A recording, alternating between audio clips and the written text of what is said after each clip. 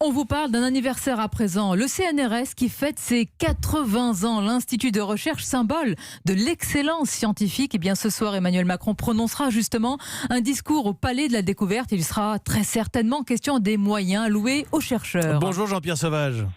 Bonjour. Prix Nobel de physique 2016. Vous êtes professeur à l'université de chimie, bien sûr. Jean-Pierre Sauvage, vous faites bien de me corriger. On dit souvent que la recherche n'est pas assez encouragée, qu'elle manque de moyens. Avec ces 80 bougies du CNRS et notre enquête qui révélait le blues des chercheurs, quel est votre sentiment sur la situation ? Le blues des chercheurs, disons, en grande partie se justifie dans la mesure où il est très difficile d'obtenir des fonds pour faire sa recherche dans des très bonnes conditions. Il ne faut pas oublier que la recherche est devenue quelque chose de totalement international. Et il y a bien sûr l'aide de l'État, de la France, qui est ce qu'elle est, disons, qui n'est pas d'une très grande générosité. Mais il y a aussi l'Europe.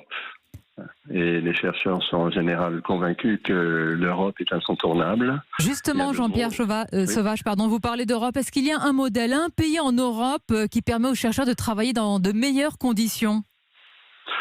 Disons, il y a au moins 2 pays qui s'en sortent très très bien. Il y a l'Allemagne qui a un gros budget, qui a un pourcentage de son produit national brut important, qui est dévolu à la recherche.